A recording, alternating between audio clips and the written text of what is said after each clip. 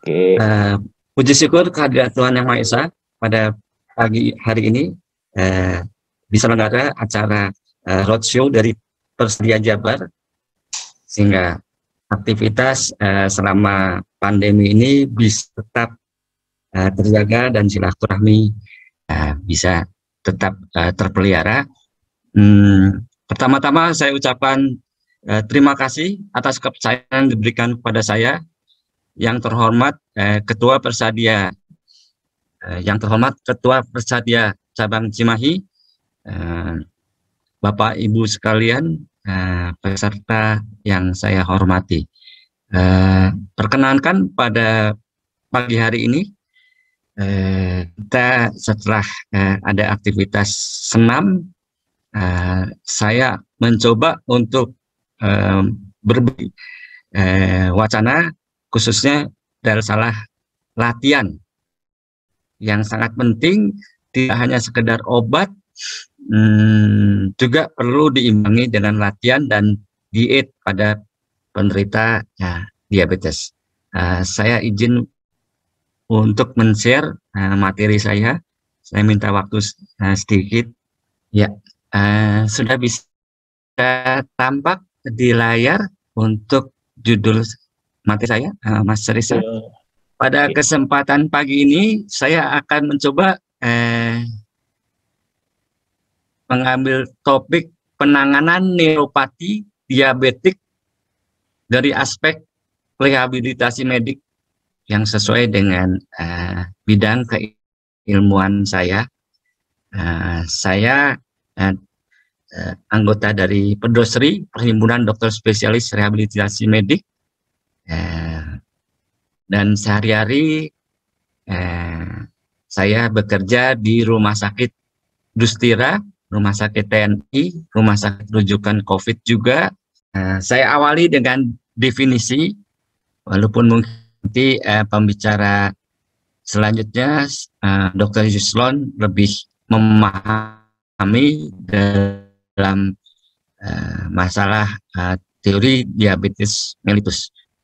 Saya coba ulas sedikit. Per definisi, apa yang disebut penyakit diabetes mellitus merupakan suatu penyakit metabolisme yang sifat kronis. Artinya kita tidak bisa berharap untuk 1-2 bulan sembuh. Jadi tetap harus kontrol rutin sepanjang masa. Ada pengontrolan dari dokter penyakit dalam. Ditandai dengan adanya hiperglikemia. Jadi kadar gula di dalam darah itu melebihi angka normal. Ini terjadi akibat biasanya defisiensi dari hormon insulin, baik secara absolut maupun relatif. Hormon yang bekerja merangsang untuk pengambilan glukose dari darah oleh sel, sehingga glukose itu bisa dipakai sebagai sumber energi. Tapi kalau mekanisme ini tidak bekerja secara efektif, maka glukose ini tidak terpakai dan kadarnya meninggi di dalam kandungan darah. Apa yang bisa kita amati dari gejala diabetes mellitus? Yaitu seperti kita tampak, yaitu polifagi atau sering lapar dan sering haus. Kalau sering lapar dan sering haus itu diantaranya. Kemudian sering kencing atau sering buang air kecil. Sebentar-sebentar ke toilet untuk buang air kecil. Juga sering merasakan lelah, mudah mengantuk. Untuk beraktivitas sering mudah minta istirahat. Berat badan biasanya menurun. Hal ini sering kali tidak disadari. Kalau sudah timbul komplikasi, baru kebanyakan pasien baru datang untuk pergi ke dokter. Jadi saran saya makin cepat diketahui itu makin mudah penanganannya sebelum timbul gejala komplikasi. Komplikasinya banyak dan biasanya di era pandemi COVID ini juga salah satu dari faktor komorbid atau penyakit penyerta yang memperberat dari gejala COVID yaitu adalah penyakit diabetes mellitus, yang sering disebut penyakit gula. Apa yang komplikasi dari penyakit gula atau penyakit diabetes ini? Banyak, mulai dari sistem metabolisme. Kadar gula itu tidak stabil, kadang-kadang meninggi sekali, atau bahkan kalau setelah terlalu terkontrol pemakaian obat gula atau pemakaian baik obat gula secara oral maupun insulin, terjadi penurunan yang sangat drastis, yaitu yang diistilahkan hipoglikemi. Bisa terjadi pemecahan protein, terjadi ketoasidosis, koma, bahkan sampai kehilangan kesadaran. Kemudian juga mengganggu sistem jantung dan pembuluh darah serta respirasi. Saya sedikit mengulas saja, nanti mungkin untuk masalah komplikasi ini bisa ditanyakan kepada narasumber Dr. Yusron yang lebih memahami. Terjadinya makroangiopati dan mikroangiopati. Apa yang disebut makroangiopati? Yaitu pengaruh pada jantung dan otak. Karena diameter arteri itu menurun, curah jantung untuk berkompensasi untuk makin meningkat curah jantungnya. Jadi makin deg-degan untuk mempertahankan oksigenasi jaringan, dan itu diimbangi juga respirasi rate atau pernapasan makin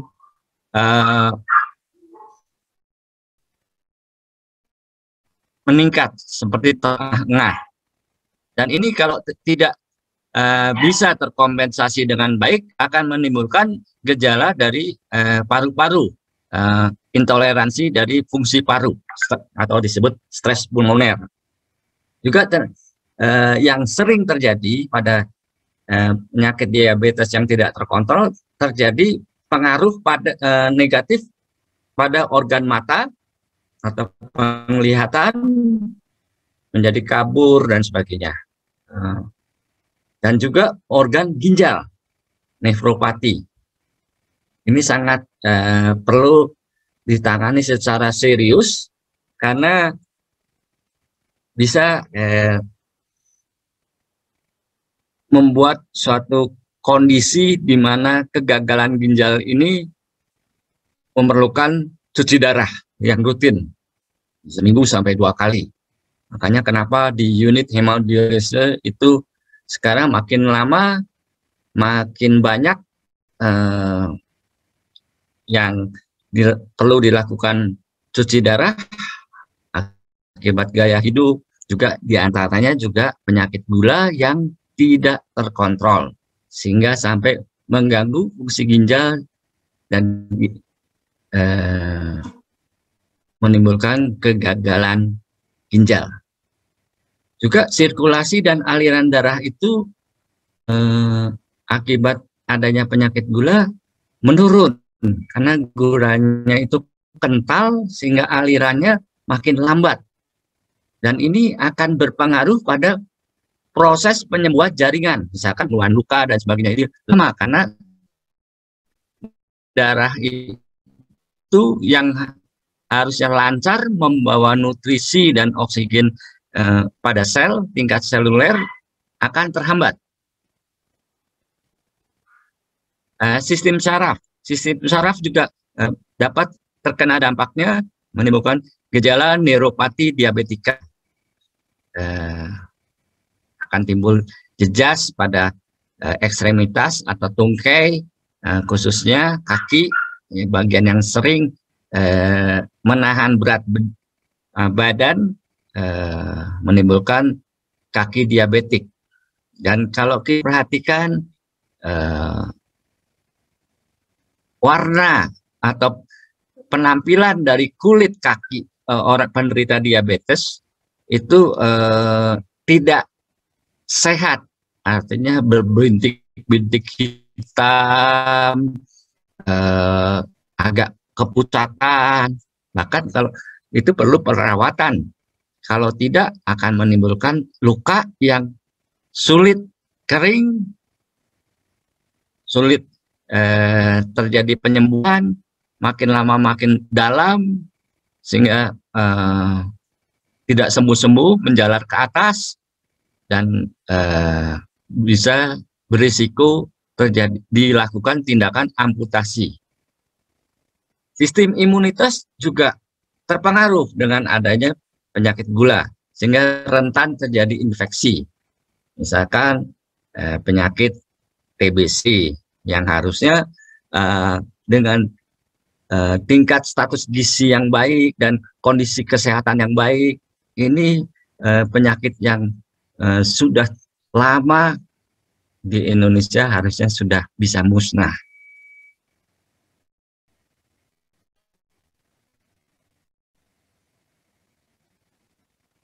Nah, ini vaskuler atau pembuluh darah, teori isemia, kekurangan aliran darah, dan hipoksia, kekurangan oksigen, dan penyakit mikrovaskuler, jadi pembuluh-pembuluh darah kecil. Ini yang termasuk dari penampakan dari penyakit gula. Pembuluh darah tergantung dari fungsi saraf yang normal, dan saraf juga tergantung dari aliran darah yang adekuat. Jadi antara pembuluh darah dan fungsi saraf ini saling ada ketergantungan. Dan ini dua-duanya harus sehat untuk mendukung kesehatan individu secara umum. Gangguan fungsi mikrovaskuler terjadi pada awal diabetes dan sering dengan progresivitas dan gangguan fungsi saraf. Jadi antara pembuluh darah dan saraf itu sangat erat sekali, dan pembuluh darah baik itu arteri, vena dengan saraf itu berdekatan. Saya pakai istilah rantai.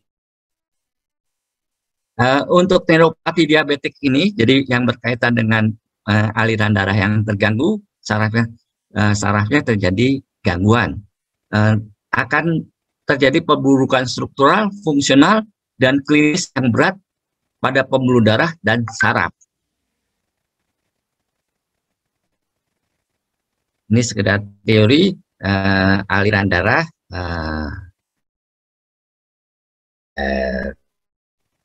resisten terhadap pembuluh darah meningkat, sehingga aliran darah sehingga terjadi jaringan sel saraf juga mengalami kekurangan aliran darah. Kalau kekurangan aliran darah, kekurangan oksigen dan nutrisi jaringan, sehingga lama-lama sarafnya sendiri terjadi kerusakan, karena ibaratnya tanaman tidak disirami, tidak dikasih pupuk, menjadi layu, mati. Demikian juga saraf.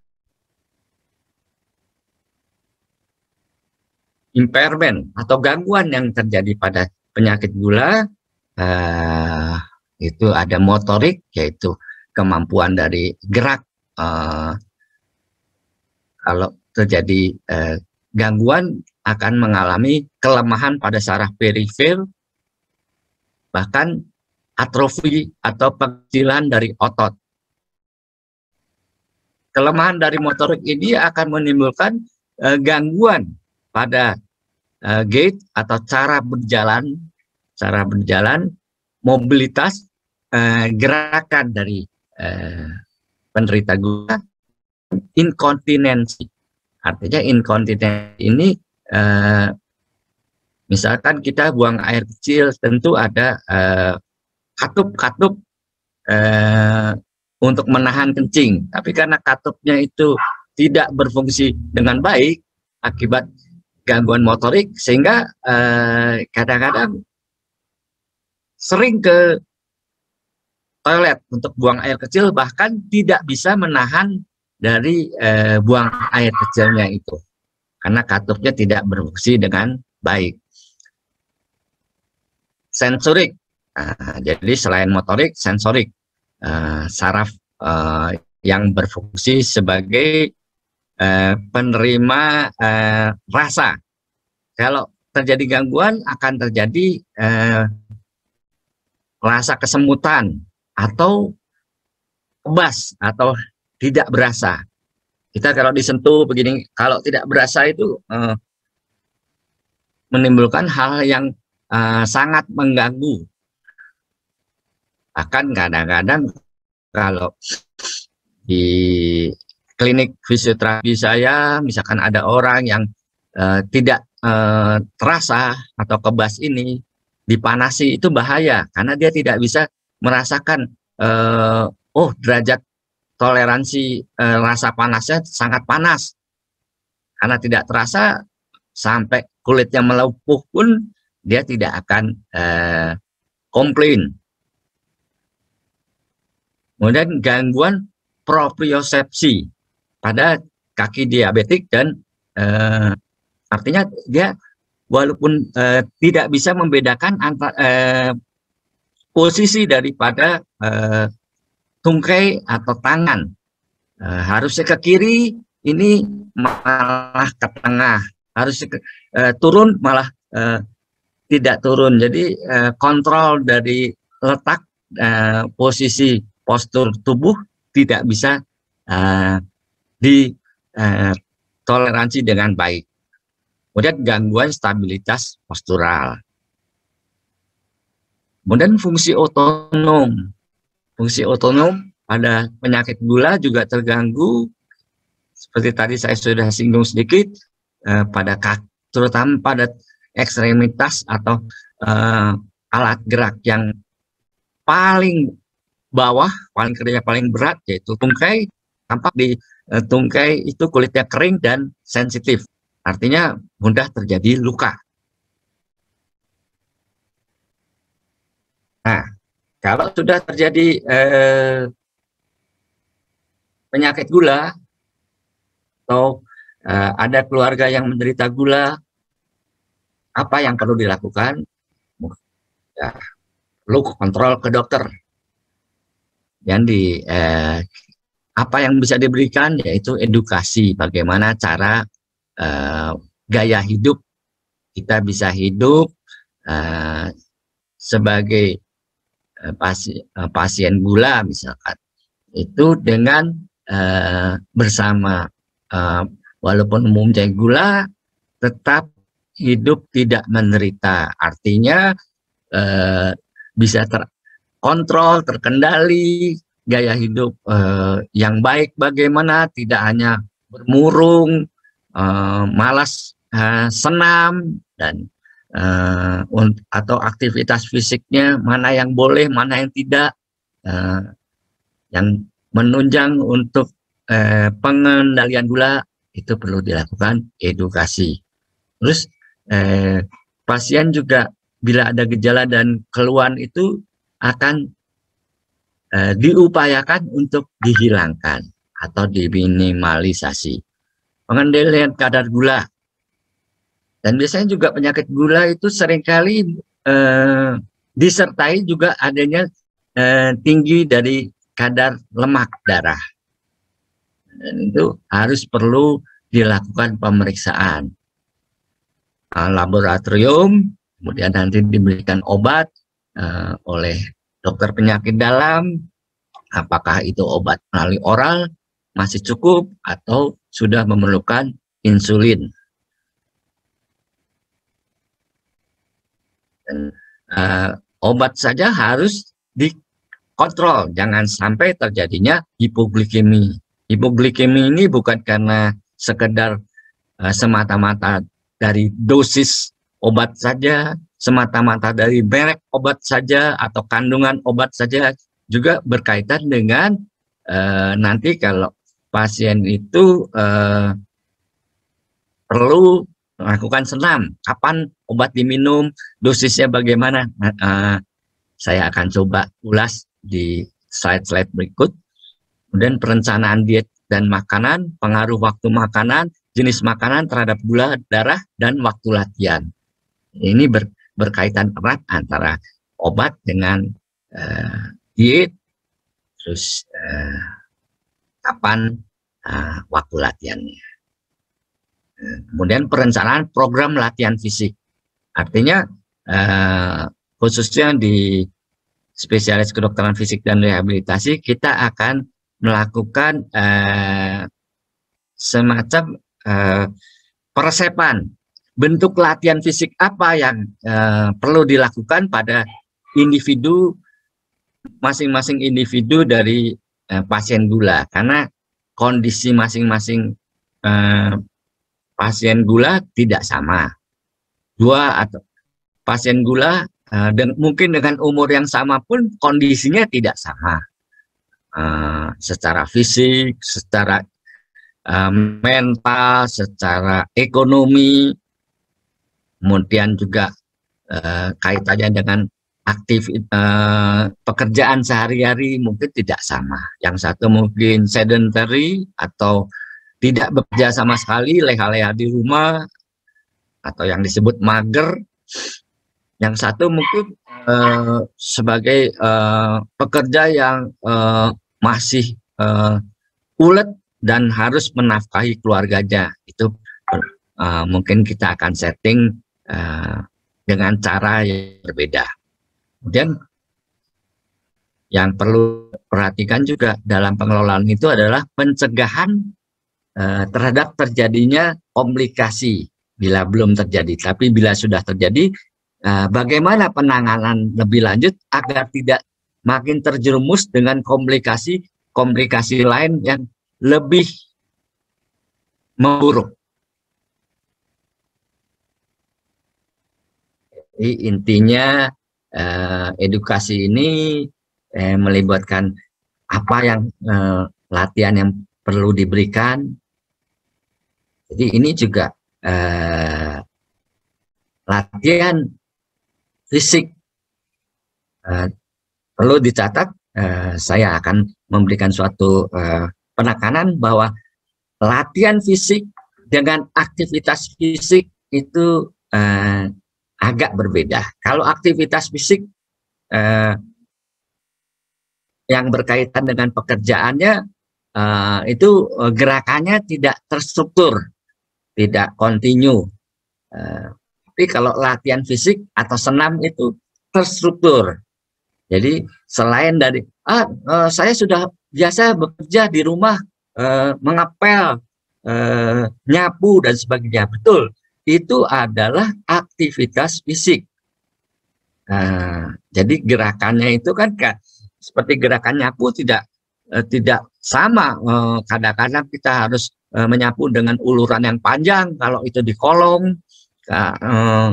Kadang-kadang uluran dari gagang sapunya yang pendek kalau tidak di kolong. Tapi kalau latihan fisik itu gerakannya misalkan gerakan angkat bahu begini 10 kali, itu gerakannya sama, terstruktur ya. Jadi dua-duanya itu harus ada. Kemudian diet, bagaimana dietnya. Nah ini perlu pemahaman yang betul-betul tuntas, baik diet ini akan diberikan oleh dokter spesialis penyakit dalam atau kalau memang diperlukan dokter gizi, spesialis gizi. Juga obat-obatan.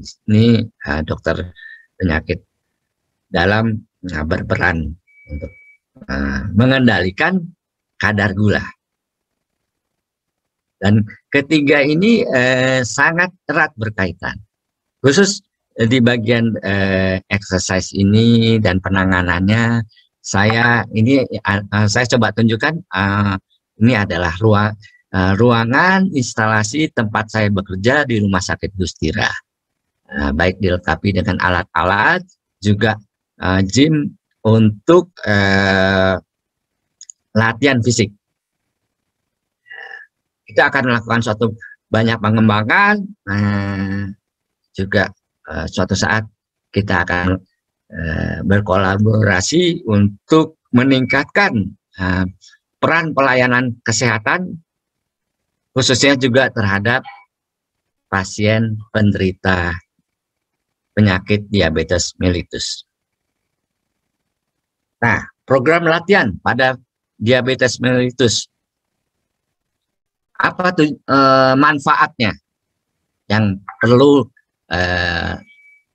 dilakukan? Karena kita melakukan sesuatu kalau tidak bermanfaat, buat apa? Buang-buang tenaga, buang waktu. Ini diantaranya.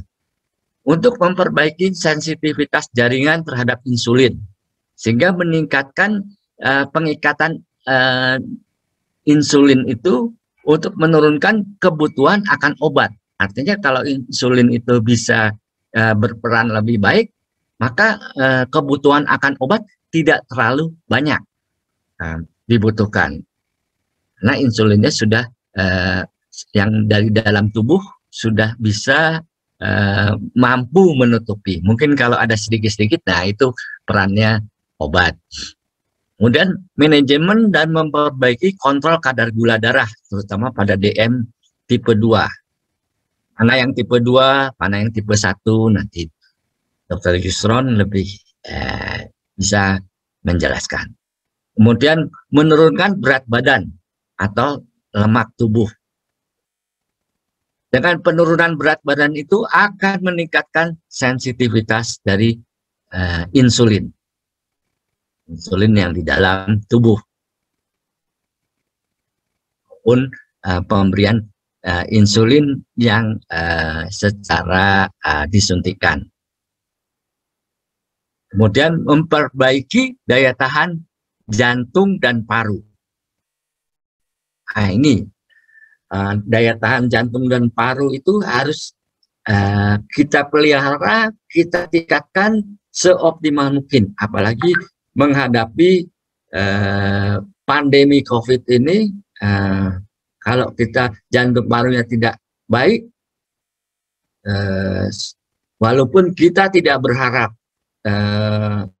suatu saat terkena COVID, itu kalau jantung parunya baik, kita akan kuat untuk melewati masa-masa kritis. Ya, kita harapkan dari kita semua tidak ada yang sampai terpapar oleh COVID-19. Kemudian mengurangi stres. Kita dengan latihan fisik itu lebih rasanya beban-beban stres itu akan hilang, karena faktor-faktor hormonal untuk menekan stres lebih dominan, misalkan dopamin, endorfin, ya, sehingga itu akan membantu meregulasi dari hormon-hormon dan metabolisme keton, asam lemak bebas itu di metabolisme atau dipecahkan. Dan program latihan juga mencegah DM tipe 2.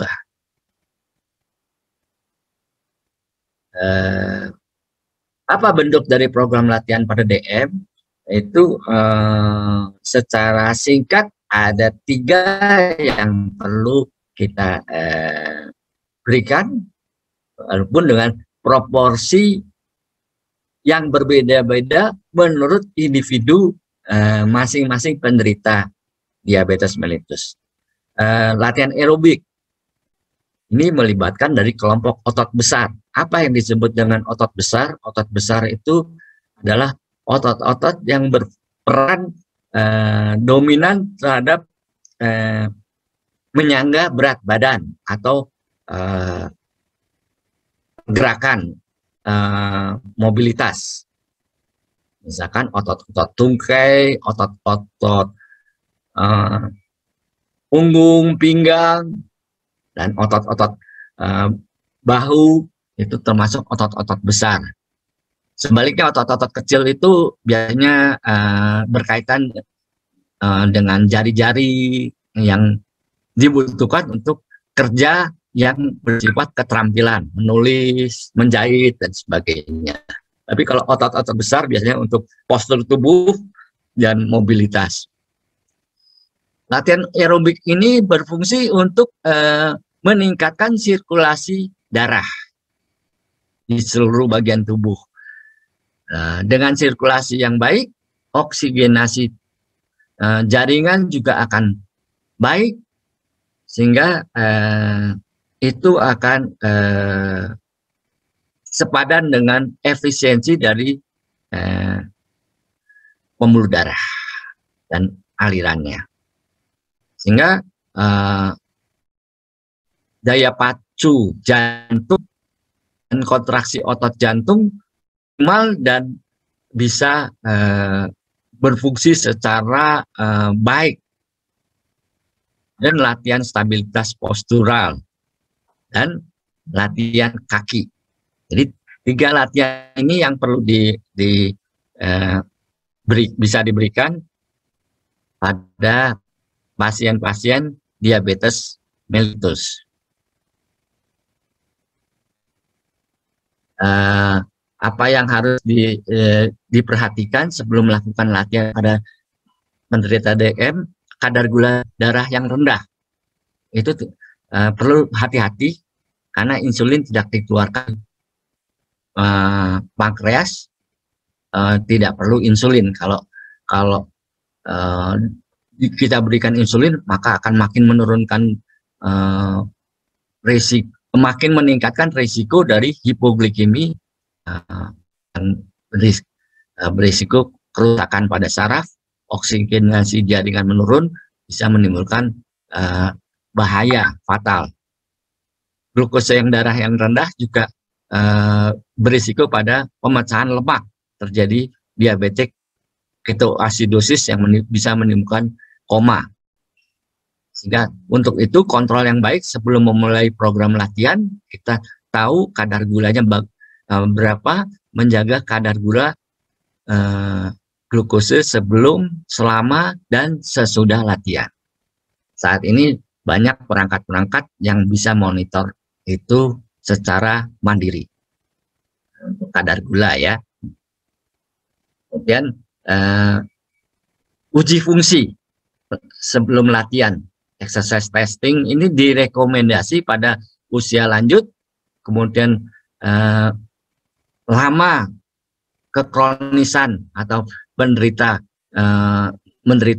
diabetes itu berapa lama. Misalkan DM tipe 1 sudah lamanya lebih dari 30 tahun, atau DM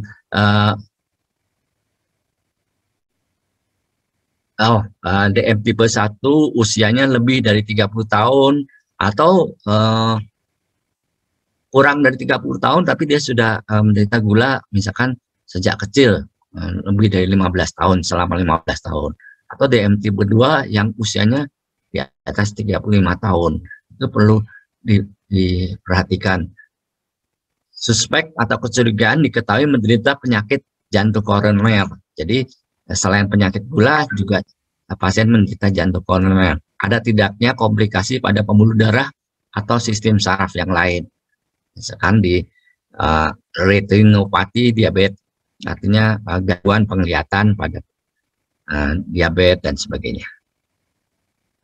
Hal yang harus diperhatikan, monitor gula darah sebelum mulai latihan, kurangi dosis insulin atau tingkatkan asupan karbohidrat. Nah, ini dosisnya 10-15 gram karbohidrat setiap 30 menit latihan sebelum melakukan latihan fisik.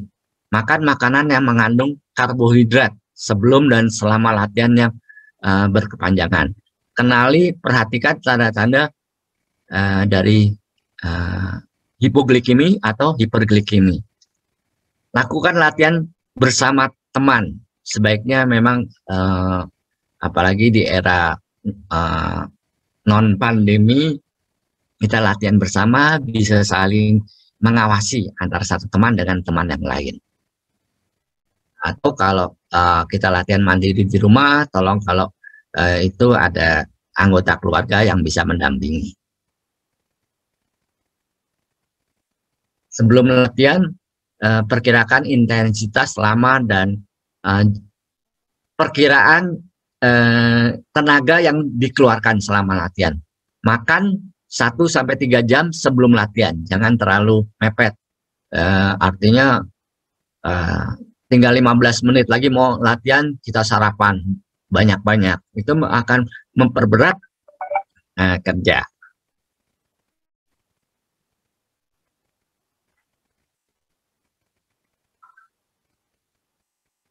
Bentar ya.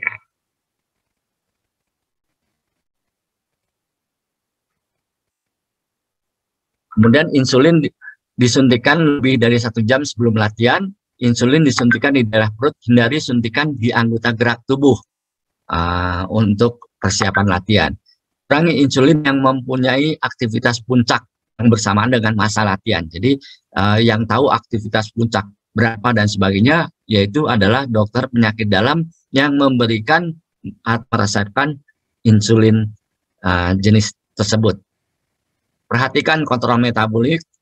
Bila glukose darah kurang dari 100 mg per miligram, maka perlu makanan tambahan sebelum latihan atau pre-exercise snack. Bila lebih dari 250 atau adanya keton di dalam serum darah, maka ini latihan harus ditunda. Ini adalah sebelum latihan. Selama latihan, apa yang harus diperhatikan? Tambahkan kalori dengan makanan tambahan berupa karbohidrat. Jumlahnya sekian tiap 30 menit latihan selama program latihan yang panjang dan berat. Walaupun ini tidak disarankan latihan panjang yang berat, kecuali sudah terbiasa melakukan latihan. Cukup 30 menit bagi pemula penderita penyakit gula. Perhatikan penggantian cairan yang hilang. Jadi sering-sering minum, monitor glukose darah selama latihan yang lama.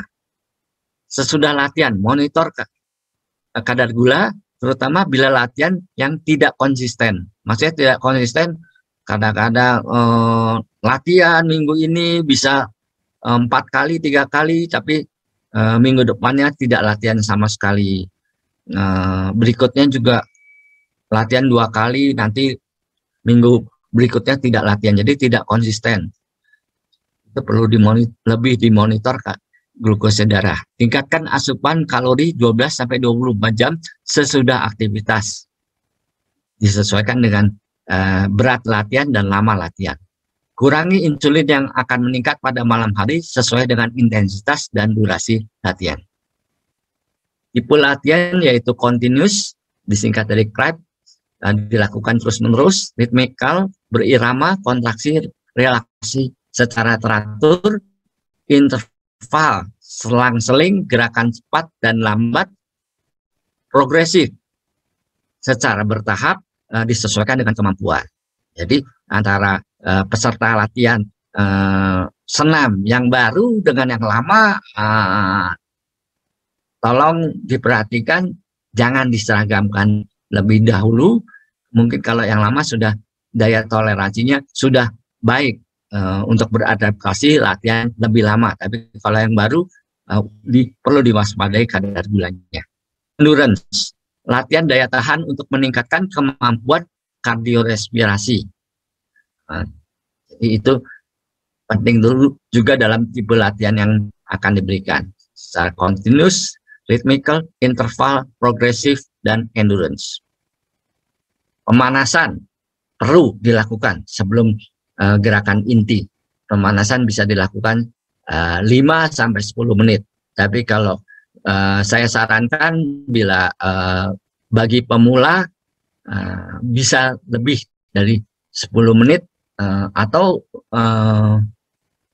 yang sudah biasa latihan tapi selama 1 bulan ini tidak latihan atau 2 minggu tidak latihan, maka pemanasannya harus lebih lama sehingga dipersiapkan lebih bagus, lebih aman. Latihan inti diusahakan mencapai heart rate yang sesuai dengan kondisi pasien masing-masing. Itu ada dikaitkan dengan maksimal heart rate. Maksimal heart rate itu 220 dikurangi heart rate itu daya pacu jantung. Kita bisa ukur nadi kita 220 dikurangi umur kita berapa, misalkan umur kita 40, 220 dikurangi 40 yaitu 180. Usahakan untuk penderita gula itu heart rate-nya maksimal 70% dari 180 tadi.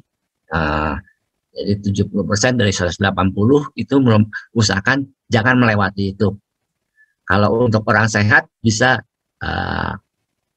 sampai 80, bahkan 85% untuk atlet tidak apa. Pendinginan. Pendinginan ini penting untuk terjadinya penimbunan dari asam laktat. Kebanyakan orang melupakan. Baik penderita gula maupun orang sehat sendiri perlu pendinginan dan peregangan, stretching. Ini yang tadi saya sebut di sini. Di sini adalah pada saat istirahat, warming up, latihan, pendinginan, dan recovery, yaitu yang berkaitan dengan pendinginan. Kita tidaklah biasanya orang dari sini selesai langsung duduk-duduk makan bareng, ngopi dan sebagainya. Sebetulnya harus ada pendinginan. Ini kira-kira adalah peresepan untuk latihan harus mengandung aerobik, strengthening yang disebut anaerobik, fleksibilitas, jenis latihannya misalkan yoga, fungsional, aktivitas spesifik, latihan aktivitas spesifik, dan weight management untuk penderita gula yang kelebihan dari berat badan atau kekurangan bahkan itu ada perlakuan khusus. Kemudian kondisi yang perlu diperhatikan agar tetap aman. Ini salah kira-kira persepannya yang berkaitan dengan masing-masing individu. Ini yang membedakan kisi-kisinya. Mungkin bagi bapak-bapak, ibu-ibu sekalian tidak perlu di dalam ini karena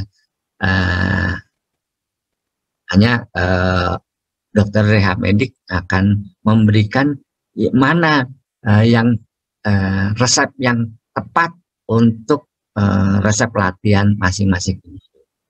Ini gambarannya seperti ini. Meningkatkan aktivitas kehidupan sehari-hari, terus berkaitan dengan pekerjaannya, terus secara kepercayaan diri, meningkatkan kepercayaan diri untuk latihan fungsional bagaimana, terus cara berjalan, memperbaiki keseimbangan, koordinasi dalam fleksibilitas.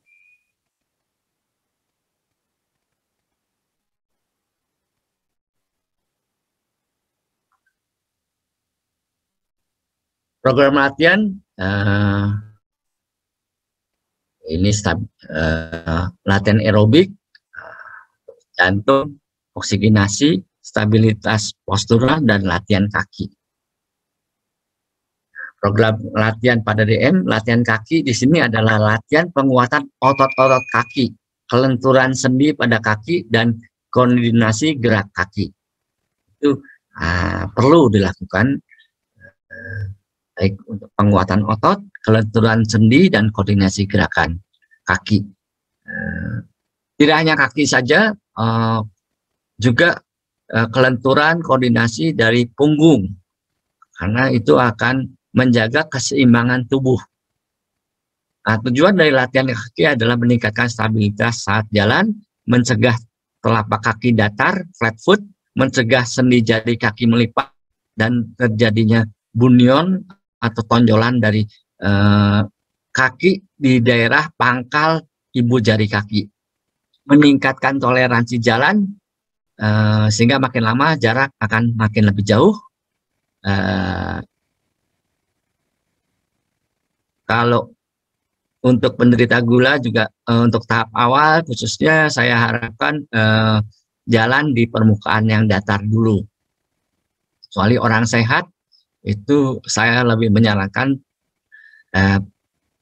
jadi ada tanjakan elevasi makin lama makin meningkat agar kemampuan jantung paru lebih baik. Tapi untuk penderita gula saya sarankan tidak saya sarankan untuk jalan elevasi, apalagi yang ekstrim. Kemudian meningkatkan memelihara sirkulasi darah, membantu penyembuhan luka dan mencegah udim atau pembengkakan dari kaki sendiri. Kakinya bengkak karena aliran darah balik tidak berfungsi secara baik. Kemudian latihan stabilitas postural ini telah diteliti oleh teman sejawat saya, Dr. Susanti, spesialis kedokteran fisik dan rehabilitasi neuropati diabetik, mengganggu propriosepsi dari ankle atau pergerakan kaki. Jadi bagaimana letak yang baik pada saat berjalan, berdiri, untuk letak dari pergerakan kakinya bagaimana, itu akan berpengaruh pada gangguan kontrol postur.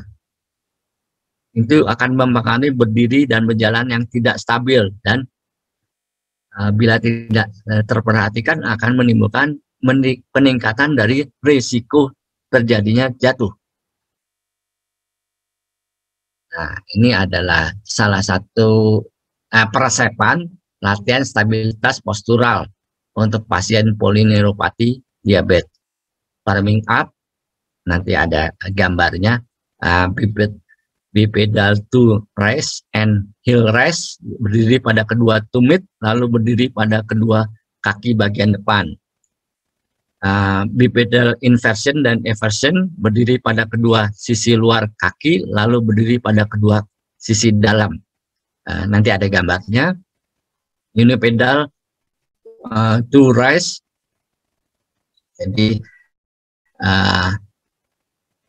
untuk bagian jempol, bagian depan kaki, dan heel rise, bagian tumit secara pedal.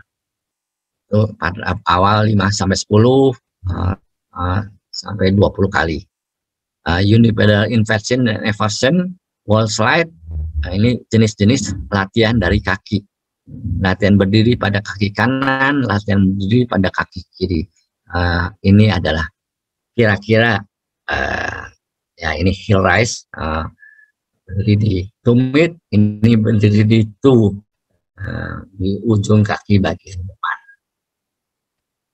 Bipedal to rise, ini bipedal heel rise. Ada unipedal, artinya berdiri pada satu kaki. Ini bipedal, dua kaki.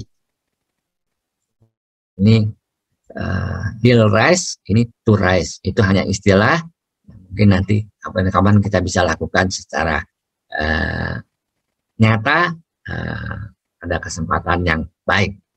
Ini adalah latihan pemanasannya. Untuk latihan stabilitas postural, ini latihan unipedal. Nah, ini yang tadi dua kaki, ini yang satu kaki di tumit, heel rise, unipedal. Ini to rise, unipedal. Kalian tadi ini dua kaki ya, heel rise 2, ini to rise 2, ini yang satu. Kemudian perlu diperhatikan juga cara perawatan dari kaki. Harus diperhatikan, kaki harus tetap bersih, dalam keadaan bersih dan kering. Kemudian jangan merendam terlalu lama di air hangat, akan menimbulkan kerapuhan dari kulit. Kemudian penggunaan sepatu yang baik, menutup di tumit dan ujung kaki secara baik. Hindari barang-barang ini mainan anak yang mudah terinjak, membuat kepleset atau melukai dari kaki. Kemudian cara perawatan kuku, menggunting kuku bagaimana jangan sampai terlalu pendek malah melukai dan atau menusuk daripada ujung kuku itu pada daging kaki. Terus sering diperhatikan ada tidaknya luka atau misalkan melepuh, jadi berisi dari cairan daripada dari kaki itu ada melepuh. Kemudian diperiksa sepatu cukup baik, ada yang robek atau tidak atau mengganjal, bisa lipatan insolnya itu melipat, bisa menusuk atau melukai dari kaki. Kemudian hindari jalan telanjang kaki atau sandal yang jepit.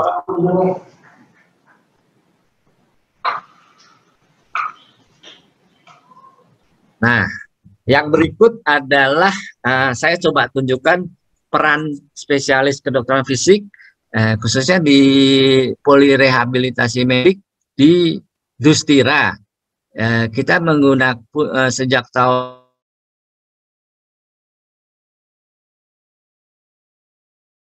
yaitu high intensity laser, walaupun saya sendiri sudah mendalami sejak tahun 2000.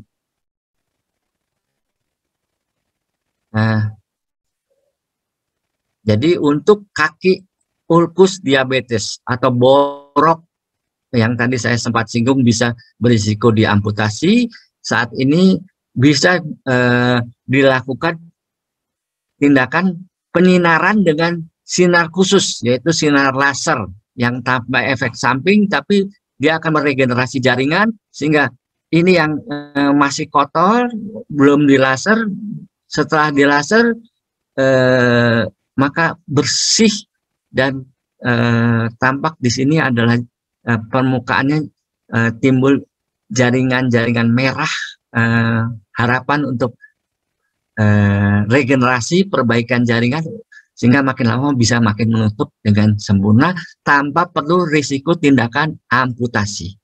Itu dilakukan pada grade sampai grade 3, derajat 3 itu bisa kita lakukan. Ini di ruang kamar operasi bedah, pada saat dibuka setelah diamputasi, 2 hari kemudian dibuka oleh dokter bedahnya, tampak kita saksikan bersama bersih.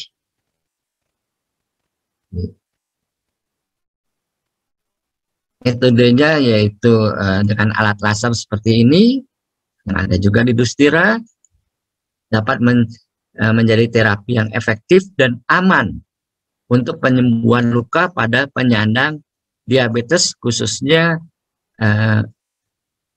ulkus atau borok dari kaki penderita diabetes, sehingga tercapai kualitas pertumbuhan hasilnya yang baik, periode penyembuhan yang wajar, tidak berkepanjangan, mencegah tindakan amputasi, dan risiko infeksi kulit kembali.